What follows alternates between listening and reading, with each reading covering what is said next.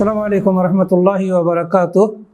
আলহামদুলিল্লাহি রাব্বিল আলামিন ওয়া সালাতু ওয়া সালামু আলা আশরাফিল আমবিয়া ওয়াল মুরসালিন নবিয়িনা মুহাম্মদ ওয়া আলা আলিহি ওয়া সাহবিহি আজমাইন। প্রিয় দর্শক মণ্ডলী, আজকে আমরা ইস্তিগাসা অর্থাৎ ফরিয়াদ করা, আল্লাহ ছাড়া অন্যের কাছে ফরিয়াদ করা এবং আল্লাহ ছাড়া অন্যের কাছে দোয়া করা যে শিরিক, এই সম্পর্কে আমরা দুটি পর্বে কিছু আলোচনা করব। আজকে প্রথম পর্ব, ইনশাআল্লাহ আবার দুদিন পরে অন্য একটা পর্ব নিয়ে আমরা আলোচনা করব। বাবু মিনাশ শিরকি আন ইস্তাগীসা বিগাইরিল্লাহ, আল্লাহ ছাড়া অন্যের কাছে ফরিয়াদ করা, আও ইয়াদউ গায়রাহু, কিংবা আল্লাহ ছাড়া অন্যকে আহ্বান করা, এটা হচ্ছে শিরকের পর্যায়ভুক্ত। ইস্তিগাসা বলা হয় হিয়া তলাবুল গৌস, ফরিয়াদ তলব করা, ও ইজালাতু শিদ্দাহ, যে কোনো দুঃখ কষ্ট আপদ বিপদ দূর করার জন্য কারো কাছে ফরিয়াদ করা, এটার নাম হচ্ছে ইস্তিগাসা। আর ফরিয়াদ একমাত্র মহান আল্লাহ শুনতে পারেন, সেই জন্য মহান আল্লাহ ছাড়া অন্য কারো কাছে ফরিয়াদ করা অর্থাৎ নিজের দুঃখ কষ্ট আপদ বিপদ দূর করার জন্য আল্লাহ ছাড়া অন্য কারো কাছে বলা, অন্য কাউকে বলা, এটা শিরকের পর্যায়ভুক্ত। যে ইস্তিগাসা এবং দোয়ার মধ্যে পার্থক্য হচ্ছে, ইস্তিগাসা হয় বিপদ থেকে মুক্তির জন্য কাউকে ফরিয়াদ করা বা কাউকে ডাকা। বিপদ থেকে মুক্তির জন্য, বিপদে পড়েছে মানুষ, সেই বিপদ থেকে বাঁচার জন্য কাউকে ডাকা, জি এটাকে বলা ইস্তিগাসা। আর দোয়া হচ্ছে বিপদ বা বিপদ আসেনি, তার মানে ভালো মন্দ সর্ব অবস্থাতেই কাউকে ডাকা, এটা হচ্ছে দোয়া। দোয়া হচ্ছে দুই প্রকারের, দোয়া ও ইবাদা বা দোয়া ও মাসালা। একটা হচ্ছে ইবাদতের দোয়া আর একটা হচ্ছে মাসালা দোয়া। তার মানে একটা হচ্ছে ইবাদতের দোয়া আর একটা হচ্ছে আল্লাহর কাছে প্রার্থনা করার দোয়া। যেমন মহান আল্লাহ বলেছেন, কুল আতা'বুদুনা মিন দুনিল্লাহি, আচ্ছা তুমি বলো, আতা'বুদুনা মিন দুনিল্লাহ, তোমরা কি আল্লাহ ছাড়া এমন কারো ইবাদত করবে, তোমরা আল্লাহ ছাড়া এমন কারো যে ইবাদত করবে, মা লা ইয়ামলিকু লাকুম দাররা ওয়ালা নাফআ, যে না তোমাদের কোনো অপকার করতে পারে না উপকার করতে পারে। আল্লাহু হুয়াস সামিউল আলিম, আর মহান আল্লাহ হচ্ছেন সর্বশ্রোতা সর্বজ্ঞ। তার মানে এখান থেকে বুঝতে পারা যাচ্ছে, দোয়া যেহেতু একটি ইবাদত, সেই ইবাদত শুধুমাত্র আল্লাহর জন্য হতে হবে, আল্লাহ ছাড়া আর কারো জন্য এই ইবাদত করা যাবে না। জি পৃথিবীর কোনো শক্তি, পৃথিবীর কোনো জিনিসের হাতে ভালো মন্দের ক্ষমতা নেই, সমস্ত রকমের ভালো মন্দের ক্ষমতা একমাত্র মহান আল্লাহর হাতে।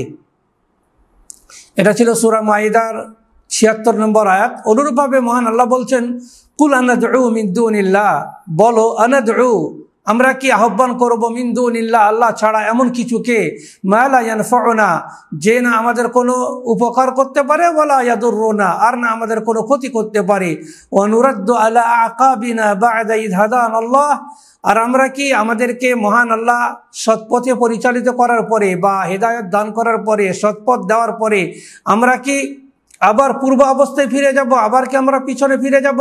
কাল্লাদিস্তাহবাতু শায়াতিনু ফিল আরদি হায়রানা, ওই ব্যক্তির নেই যে ব্যক্তিকে শয়তান পৃথিবীতে ভুল পথে পরিচালিত করে হয়রান করে রেখেছে। লাহু আসহাবুন ইয়াদউনাহু ইলাল হুদাতিনা, আর তার বন্ধুরা তাকে আহ্বান করে বলে যে আমাদের কাছে হেদায়েতের নিকটে এসো, তার মানে হেদায়েতের কাছে আমাদের নিকটে এসো। কুল ইন্না হুদাল্লাহি হুয়াল হুদা, তুমি বলো যে পথ হচ্ছে আল্লাহরই পথ, তার মানে হেদায়েত একমাত্র আল্লাহরই হেদায়েত।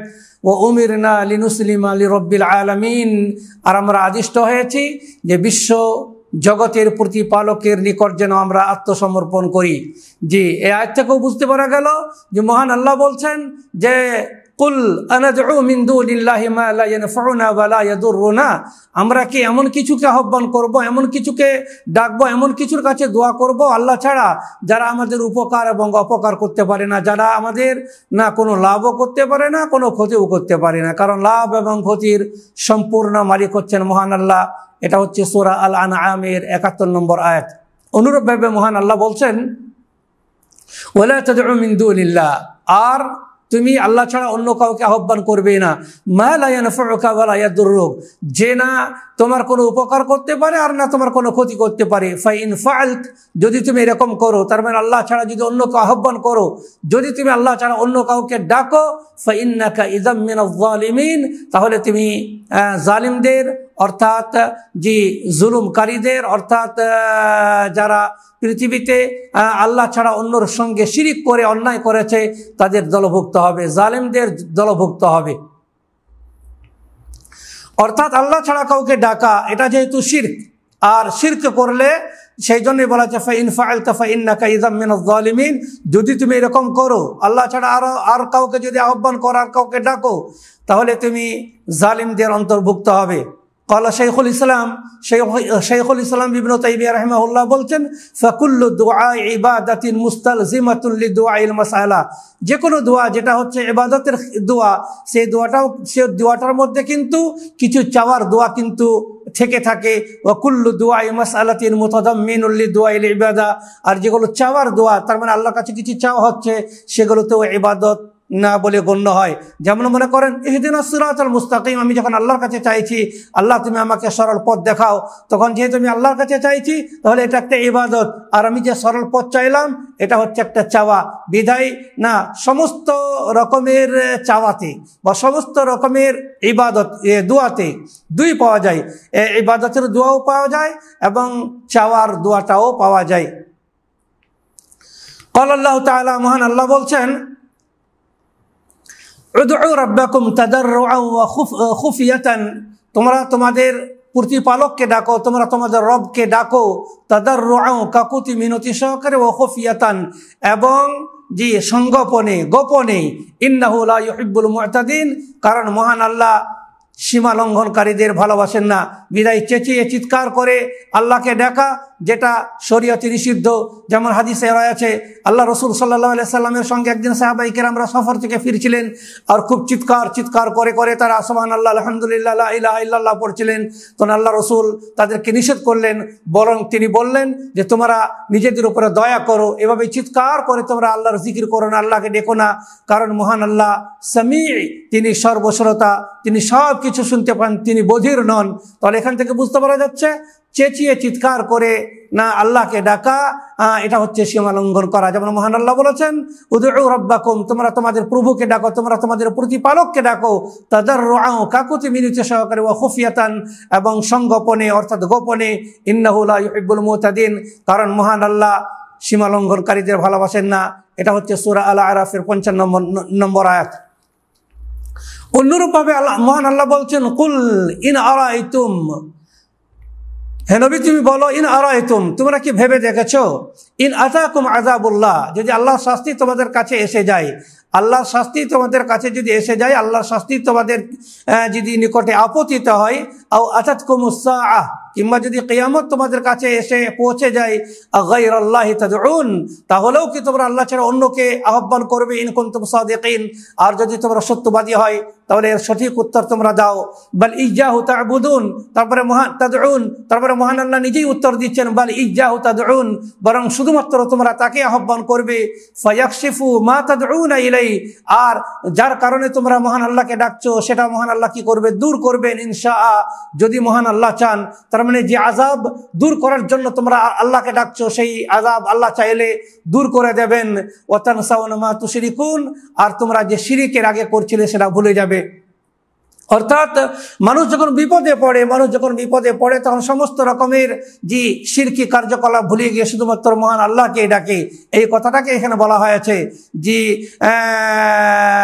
যেমন মহান আল্লাহ বললেন ওয়া তানসাউনা মা তুশরিকুন, আর তোমরা এর আগে যে শিরিক করছিলে সেই শিরিকের কথা তোমরা সম্পূর্ণভাবে ভুলে যাবে। এটা হচ্ছে সূরা আল আনআমের 40 এবং 41 নম্বর আয়াত। অনুরূপভাবে মহান আল্লাহ বলছেন লাহু দাওয়াতুল হক, সত্য আহ্বান শুধুমাত্র আল্লাহর জন্য। ওয়াল্লাযীনা ইয়াদউনা মিন দুনিহি, আর যারা আল্লাহ ছাড়া অন্যকে আহ্বান করে, আল্লাহ ছাড়া অন্যের কাছে চায়, দোয়া করে, লা ইস্তাজিবুনা লাহুম বিশাই, তারা তাদের ডাকে কোনোভাবেই সাড়া দিতে পারে না, সাড়া দেয় না, ইল্লা কাবাসিতি কাফাই, জি, এদের উদাহরণ হচ্ছে, এদের দৃষ্টান্ত হচ্ছে ওই ব্যক্তির নেই যে দুই হাত প্রসারিত করে পানির দিকে, ইল্লা কাবাসিতি কাফাইহি, যে তার দুই হাত প্রসারিত করে পানির দিকে, লিয়াবলুগা ফা, যাতে করে পানি তার মুখে পৌঁছে যায়, ওমা হুয়া বিবালিগি, অথচ সেই পানি তার মুখে পৌঁছানোর কথা নয়, ওমা দুআউল কাফিরিনা ইল্লা ফি দালাল, আর কাফিরদের এই আহ্বান ইল্লা ফি দালাল, শুধুমাত্র ভ্রষ্টতা ছাড়া আর কিছু নয়। জি, তাহলে বুঝতে পারা যাচ্ছে কাফিররা যখন আল্লাহ ছাড়া অন্য কাউকে আহ্বান করে, অন্য কারো কাছে কিছু চায়, সেটা এরকম যেমন কোনো মানুষ যেন দূর থেকে পানি চাইছে, যে হে পানি তুমি আমার কাছে আসো, যেমন দূর থেকে পানি চাইলে সেই পানি তার কাছে আসতে পারে না, ঠিক অনুরূপভাবে মহান আল্লাহ বলছেন কাফেররা যখন অন্যের কাছে দোয়া করে তখন সেই দোয়াটা তারা গ্রহণ করতে পারে না, তারা কবুল করতে পারে না, কারণ আল্লাহ ছাড়া দোয়া কবুল করার পৃথিবীতে আর কেউ নেই। এটা হচ্ছে সূরা আর-রা'দের 14 নম্বর আয়াত। অনুরূপভাবে মহান আল্লাহ বলছে, উলামায়ে কিরামরা বলছেন, ওয়াল্লাযীনা ইয়াদউনা মা আল্লাহি আলিহাতান উখরা, যারা আল্লাহ ছাড়া অন্যান্য দেবদেবীর পুজো করে, যে আল্লাহ ছাড়া অন্যান্য দেবদেবীকে ডাকে, আল্লাহ ছাড়া অন্যান্য দেবদেবীকে আহ্বান করে, যেমন খ্রিস্টানেরা মাসিহ আলাইহিস সালামকে, তারপরে কিছু লোক আছে ফেরেশতাদেরকে, কিংবা মক্কার লোকেরা যেমন ফেরেশতাদেরকে ডাকতো, আর যেমন আমাদের দেশের বিধর্মীরা বিভিন্ন রকমের দেবদেবীকে কি করে আহ্বান করে ডাকে। লাম ইয়াকুনু ইয়াতাকিদুন, তারা কিন্তু এই বিশ্বাস রাখে না, আন্নাহা তাখলুকুল খালাইক, যে তারাও কিছু সৃষ্টি করেছে, পৃথিবীর সৃষ্টিকারী, আকাশ বাতাসের সৃষ্টিকারী তারা, এটা কিন্তু তারাও বিশ্বাস করে না। আও তুনসিলুল মাতার, কিংবা তারা বিশ্বাস করে না যে আকাশ থেকে তারা বৃষ্টি বর্ষণ করতে পারে। আও তুমবিতুন নাবাত, কিংবা তারা এটা বিশ্বাস করে না যে পৃথিবীর মাটি থেকে তারা কিছু শাকসবজি, কিছু গাছপালা না উদ্ভিদ উৎপন্ন করতে পারে। অর্থাৎ এটা তারা বিশ্বাস করে যে খালিক, সারা পৃথিবীর সৃষ্টিকারী মহান আল্লাহ, যে বৃষ্টি বর্ষণকারী মহান আল্লাহ, তারপরে পৃথিবী থেকে কিছু ফসল কিংবা বিভিন্ন রকমের উদ্ভিদ উৎপন্নকারী মহান আল্লাহ। কিন্তু তারা কি বলে, ওয়াইন্নামা কানু ইয়াবুদুনাহুম, কিন্তু তারা তাদের ইবাদত করে, আও ইয়াবুদুনা সুওয়ারাহুম, কিংবা তাদের মূর্তির সামনে কি করে তারা ধর্ণা দেয়, ইবাদত করে। ইয়াকুলুন, তারা বলে, যেমন কোরআনে বলা হয়েছে, মা না'বুদুহুম ইল্লা লিয়ুকাররিবুনা ইলাল্লাহি যুলফা, আমরা তো তাদের ইবাদত শুধুমাত্র এই জন্যই করি যাতে করে তারা আমাদেরকে আল্লাহর নিকটে পৌঁছে দেয়, অর্থাৎ আল্লাহর নৈকট্য লাভের মাধ্যমের জন্য আমরা কি করি, যে এদের ইবাদত করি। এরা যে খালিক নয়, এরা মালিক নয়, সেটা আমরা জানি। পৃথিবীর সৃষ্টিকর্তা মহান আল্লাহ, রব হচ্ছেন মহান আল্লাহ, কিন্তু মহান আল্লাহ এদেরকে এত ক্ষমতা দিয়ে রেখেছেন যে আমরা যদি চাই তাহলে সেই চাওয়াটা কি করবে, আল্লাহর কাছে বলে ওকে আমাদেরকে পাইয়ে দেবেন। মা না'বুদুহুম ইল্লা লিয়ুকাররিবুনা ইলাল্লাহি যুলফা, আমরা তাদের ইবাদত শুধুমাত্র এই জন্য করি যাতে করে তারা আমাদের আল্লাহর নৈকট্য লাভে কি করে সহায়ক হয়, আল্লাহর নৈকট্য লাভ করতে আমাদের সাহায্য করে।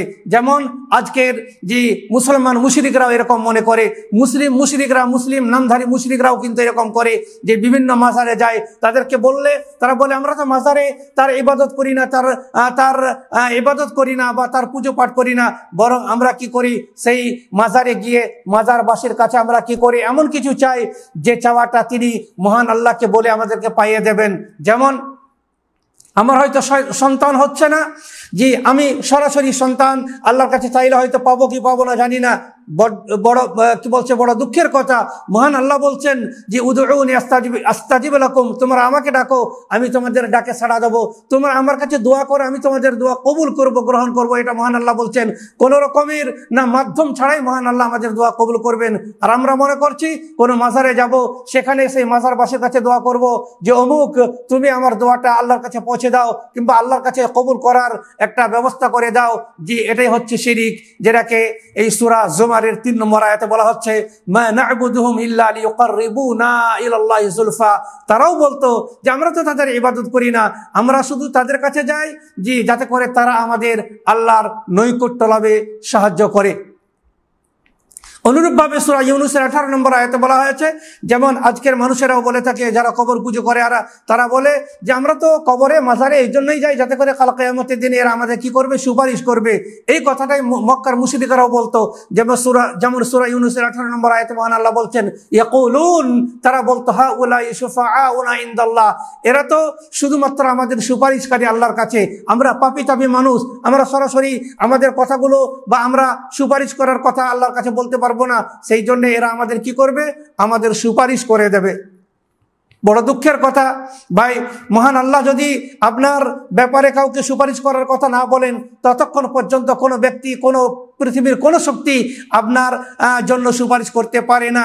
সুপারিশ করার জন্য কয়েকটি শর্ত রয়েছে, তার মধ্যে প্রধান শর্ত রয়েছে যে আল্লাহ কাউকে আপনার জন্য সুপারিশ করার জন্য বলবেন, অর্থাৎ আমার যে ব্যাপারে মহান আল্লাহ যতক্ষণ পর্যন্ত কাউকে সুপারিশ করার কথা না বলেছেন, ততক্ষণ পর্যন্ত আমার ব্যাপারে কেউ সুপারিশ করতে পারবে না।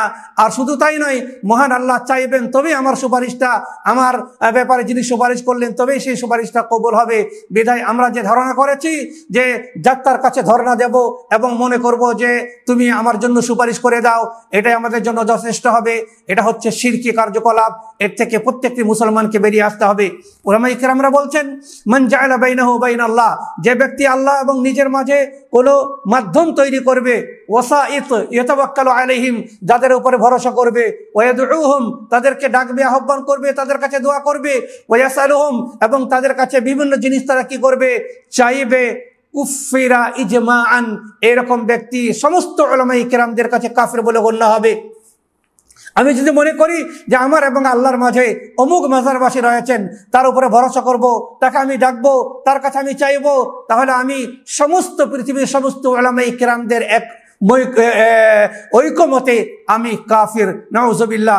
অনুরূপভাবে হানফি মাযহাবের এক বিখ্যাত কিতাব, ফতোয়ার কিতাব আল ফাতাওয়া আল বাজ্জারিয়াত রয়েছে।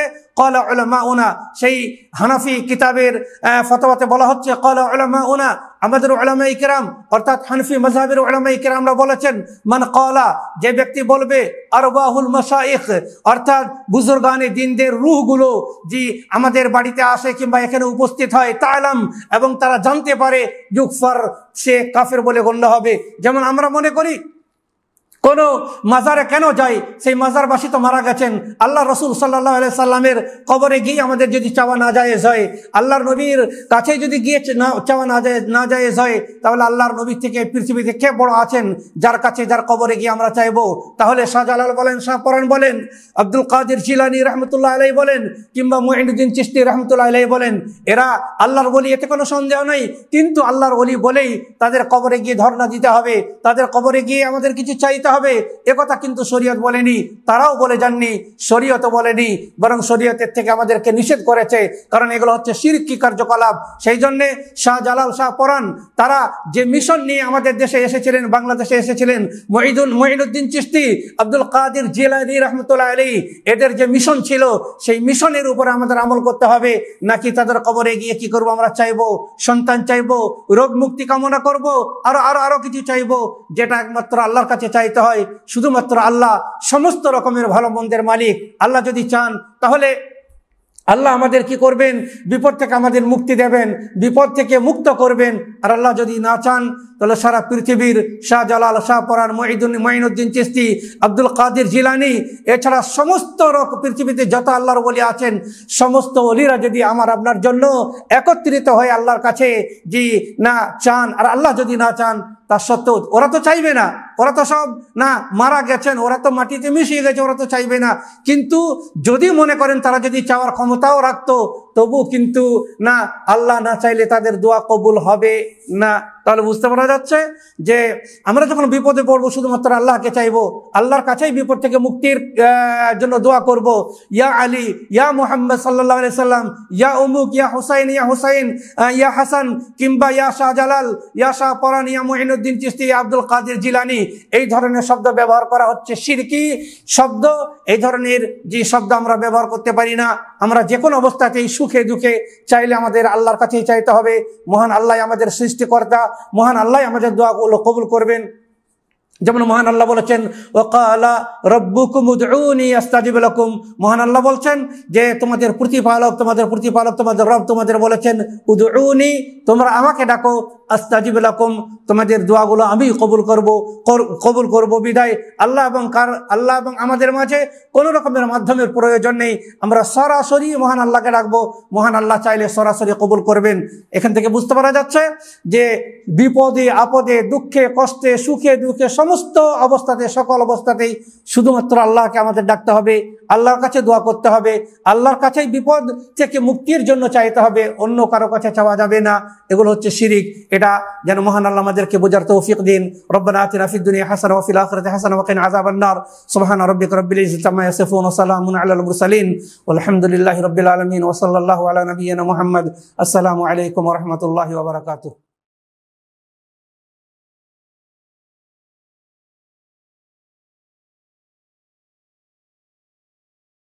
السلام عليكم ورحمة الله وبركاته. الحمد لله رب العالمين والصلاة والسلام على أشرف الأنبياء والمرسلين نبينا محمد وعلى آله وصحبه أجمعين. সম্মানিত দর্শক মণ্ডলী, আমরা গত সপ্তাহে আপনাদের সঙ্গে ওয়াদা করেছিলাম যে আল্লাহ ছাড়া অন্য কারো কাছে ফরিয়াদ করা এবং আল্লাহর কাছে ছাড়া অন্য কারো কাছে কিছু চাওয়া বা আহ্বান করা আল্লাহ ছাড়া কাউকে, এটা যে শিরকের পর্যায়, তার প্রথম পর্ব আমরা নিয়ে আলোচনা করেছিলাম। আজকে তারই দ্বিতীয় পর্ব। আল্লাহ ছাড়া কারো কাছে ফরিয়াদ করা বা আল্লাহ ছাড়া কাউকে আহ্বান করা, এটা শিরকের পর্যায়ভুক্ত।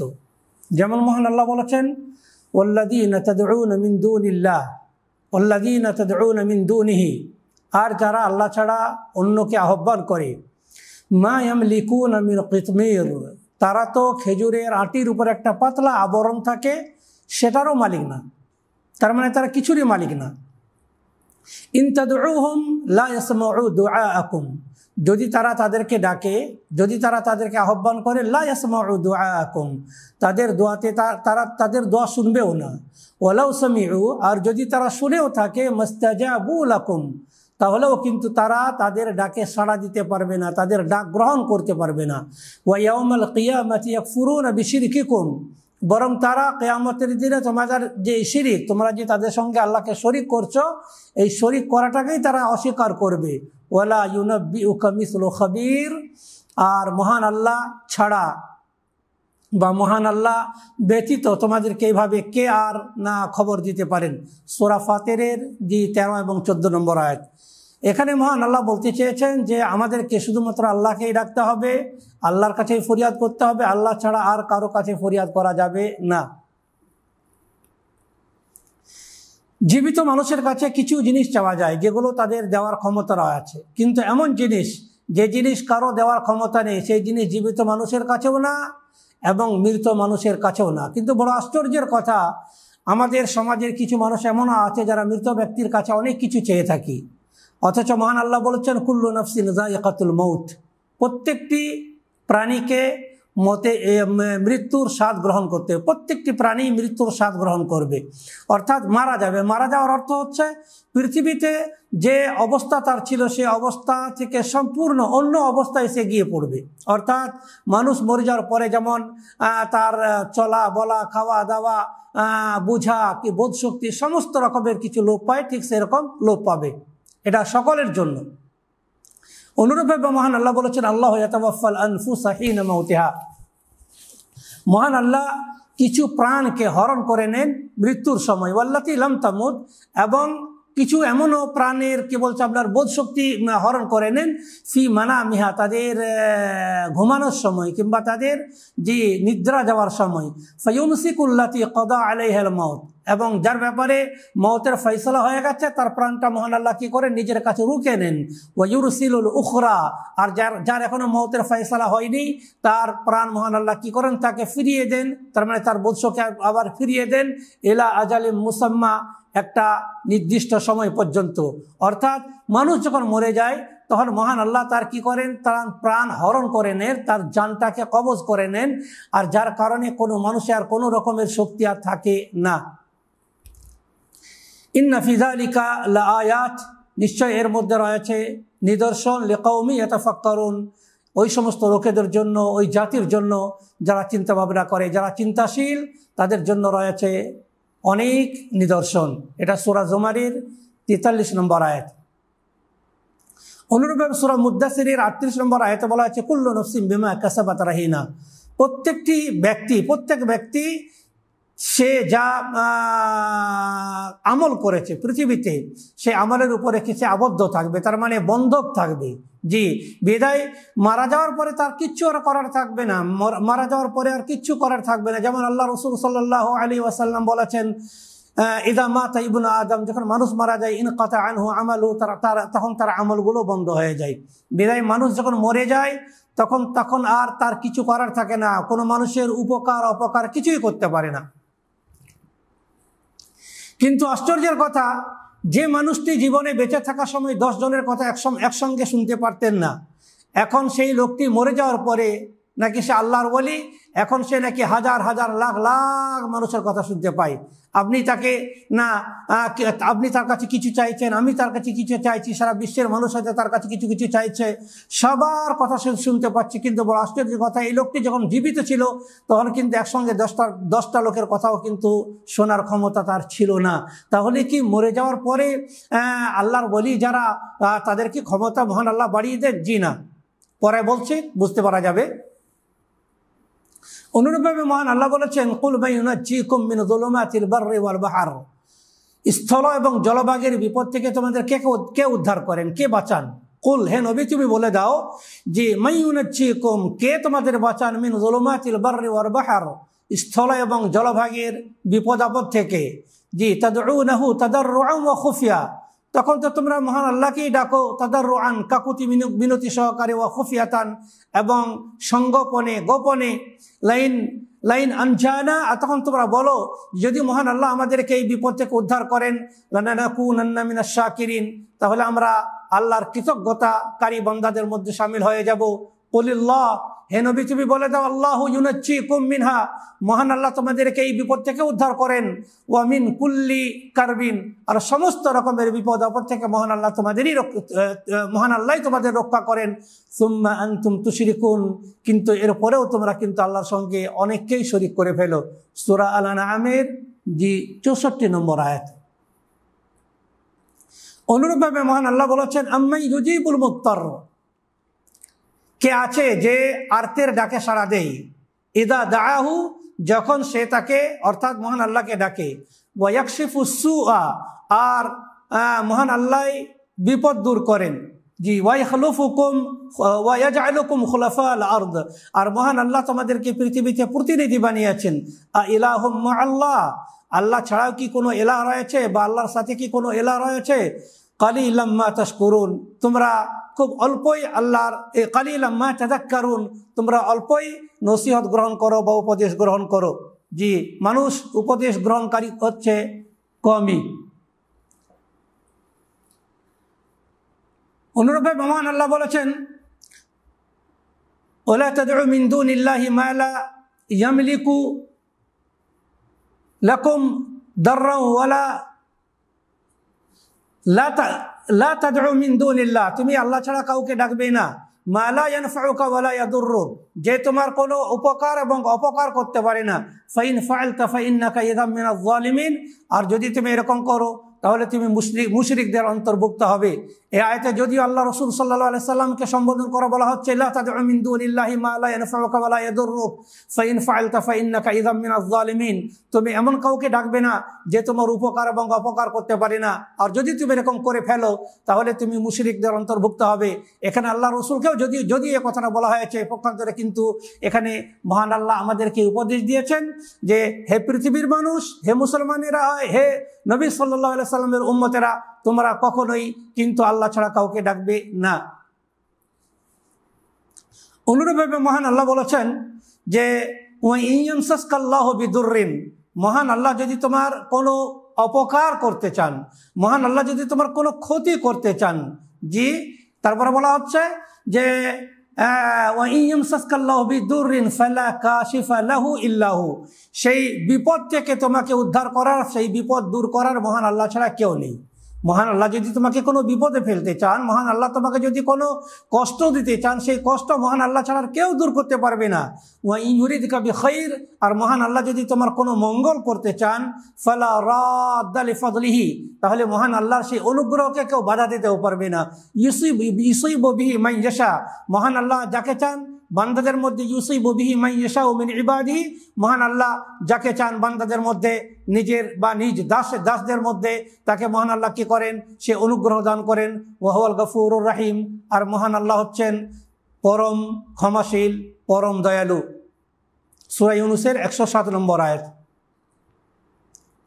অনুরূপভাবে মহান আল্লাহ বলেছেন আম্মান খালাকাস সামাওয়াতি ওয়াল আরদ, এবং যিনি আকাশ এবং পৃথিবী সৃষ্টি করেছেন। ওয়া আনসালা লাকুম মিনাস সামাই মাআ, আকাশ থেকে বৃষ্টি বর্ষণ করেন। ফাআমবাতনা বিহি হাদাইকা যাতা বাহজাতিন, আর যে মনোরম উদ্যান, সেই পানি দিয়ে মনোরম উদ্যান তিনি কি করেন, সৃষ্টি করেন। মা কানা লাকুম আন তুমবিতু শাজারাহা, তোমাদের ক্ষমতা ছিল না সেই গাছগুলোর মধ্যে কোনো একটা গাছ সৃষ্টি করা। আ ইলাহুম মাআল্লাহ, এছাড়াও কি না আল্লাহর সঙ্গে কোনো ইলাহ রয়েছে? বাল হুম কওমুন ইয়াদিলুন, বরং তারা সত্য বিমুখ, অর্থাৎ সত্যকে বাদ দিয়ে তারা অসত্যের পথে চলতে থাকে। অনুরূপভাবে মহান আল্লাহ বলছেন যে আম্মান জাআলাল আরদা কারারান, যিনি মহান আল্লাহ জাআলাল আরদা কারারান, পৃথিবীকে বাসযোগ্য করেছেন। ওয়া জাআলা খিলালাহা আনহারা, আর মাঝে মাঝে পৃথিবীর মাঝে মাঝে বিভিন্ন রকমের নদ নদী নালা কি করেছেন, তৈরি করেছেন। ওয়া জাআলা লাহা রাওয়াসিয়া, আর মহান আল্লাহ পর্বতমালাকে দৃঢ়ভাবে স্থির করে পুঁতে দিয়েছেন। ওয়া জাআলা বাইনাল বাহরাইনি হাজিজা, আর দুই সমুদ্রের মাঝে একটা যে অন্তরায় রেখেছেন। আ ইলাহুম মাআল্লাহ, আল্লাহ সঙ্গে কি আর অন্য কোনো ইলাহ রয়েছে? বাল আকসারুহুম লা ইয়ালামুন, বরং তাদের অধিকাংশই বোঝে না। অনুরূপভাবে মহান আল্লাহ বলেছেন আম্মা ইয়াহদিকুম ফি যুলুমাতিল বাররি ওয়াল বাহর, যিনি তোমাদেরকে স্থলে পথের এবং জলপথের যে অন্ধকারের মধ্যেও রাস্তা দেখান বা পথ প্রদর্শন করেন। ওমান ইউরসিলুর রিয়াহা বুশরাম বাইনা ইয়াদাই রাহমাতিহি, আর যিনি তার অনুগ্রহ পাঠানোর আগে, অর্থাৎ বৃষ্টির আগে যে সুসংবাদ দাতা হিসাবে হাওয়াকে প্রেরণ করেন। আইলাহুম মাআল্লাহ, আল্লাহর সাথে কি আরো কোনো ইলাহ রয়েছে? তাআলাল্লাহু, আল্লাহ অনেক ঊর্ধ্বে আম্মা ইউশরিকুন, ওই সমস্ত জিনিস থেকে যে সমস্ত জিনিস তোমরা শিরিক করো, অর্থাৎ যে শিরিক তোমরা করছো সেই শিরিক থেকে মহান আল্লাহ অনেক অনেক ঊর্ধ্বে। অনুরূপভাবে যে মহান আল্লাহ বলেছেন সূরা আল আরাফের 188 নম্বর আয়াতে যে কুল লা আমলিকু লিনাফসি নাফআ ওয়ালা দাররা, হে নবী তুমি বলে দাও আমি নিজের জন্য কোনো উপকার এবং উপকারের মালিক নই, আমি নিজের উপকারও করতে পারি না, অপকারও করতে পারি না। ইল্লা মাশা আল্লাহ, তবে আল্লাহ যেটা চান, অর্থাৎ আল্লাহ ছাড়া, আল্লাহর চাওয়া ছাড়া আমার উপকার করার এবং অপকার করার, লাভ ক্ষতি করার কোনো ক্ষমতা নেই। অনুরূপে মহান আল্লাহ সূরা জিনের 21 নম্বর আয়াতে বলেছেন কুল ইন্নী লা আমলিকু লাকুম দাররা ওয়ালা রাশাদা, হে নবী তুমি বলে দাও আমি তোমাদের জন্য কোনো ক্ষতি এবং কোনো লাভের মালিক নই, অর্থাৎ আমি তোমাদের কোনো লাভ করতেও পারি না, আমি তোমাদের ক্ষতিও করতে পারি না। রাওয়াত তাবরানী, ইমাম তাবরানী একটা হাদিস বর্ণনা করেছেন ইসনাদি নিজস্ব সনদে, আন্নাহু কানা ফি জামানিন নবী সাল্লাল্লাহু আলাইহি সাল্লাম মুনাফিক, আল্লাহ রাসূলের যুগে এক মুনাফিক ছিল, ইউদিল মুমিনিন, যে মুসলমানদের কষ্ট দিত। ফাকালা বা'দুহুম, মুসলমানদের মধ্যে কেউ বলল যে ফাকুমু বিনা নাস্তাগীসু বিরাসূলিল্লাহ, চলো আল্লাহর রাসূলের কাছে যাই, আল্লাহ রাসূলের কাছে আমরা ফরিয়াদ করব যে মিন হাযাল মুনাফিক, এই মুনাফিক থেকে বাঁচার জন্য। ফাকালা নবী সাল্লাল্লাহু আলাইহি সাল্লাম, নবী সাল্লাল্লাহু আলাইহি সাল্লামের কাছে যখন তারা গেলেন এবং আল্লাহর রাসূলকে যখন বললেন, তো নবী সাল্লাল্লাহু আলাইহি সাল্লাম বললেন লা ইস্তাগাসু বি, আমার কাছে যে ফরিয়াদ করা হয় না, বরং কোনো নবীর কাছে, কোনো মানুষের কাছে ফরিয়াদ করা হয় না, ফরিয়াদ করতে হয় ইন্নামা ইস্তাগাসু বিল্লাহ, ফরিয়াদ করতে হয় আল্লাহর কাছে। এগুলো ছিল কয়েকটি কোরআন এবং হাদিসের কথা। এবারে আসুন, আল্লাহ রাসূল সাল্লাল্লাহু আলাইহি সাল্লাম একদিন তার পরিবারের বেশ কিছু লোককে ডেকে বললেন, যেমন তার ফুপু যে সাফিয়া রাদিয়াল্লাহু তাআলা আনহাকে বললেন, হে সাফিয়া, হে আমার ফুপু, যদি দুনিয়ার কিছু চাওয়ার যদি আমার কাছে প্রয়োজন থাকে চেয়ে নাও, কাল কিয়ামতের দিন আমি তোমাদের কিচ্ছু করতে পারবো না। অনুরূপভাবে হযরতে ফাতেমা রাদিয়াল্লাহু তাআলা হযরতে ফাতেমা রাদিয়াল্লাহু তাআলা আনহাকে সম্বোধন করে বললেন, ফাতেমা, তোমার যদি কিছু চাওয়ার থাকে দুনিয়ায় কিছু চেয়ে নাও, আমি কাল কিয়ামতের দিনে আমি তোমার কোনো উপকার করতে পারবো না। নবী যদি তার ফুপুর, নবী যদি তার কন্যার, যে কন্যা ছিল কলেজার তুল্য, যে কন্যা ছিল প্রাণের তুল্য, সেই কন্যার জন্য যদি কিয়ামতের দিনে কিছু করতে না পারেন, তাহলে ভাবুন যে আমাদের পীর ওলিরা আমাদের জন্য কিয়ামতের দিনে কি করবেন।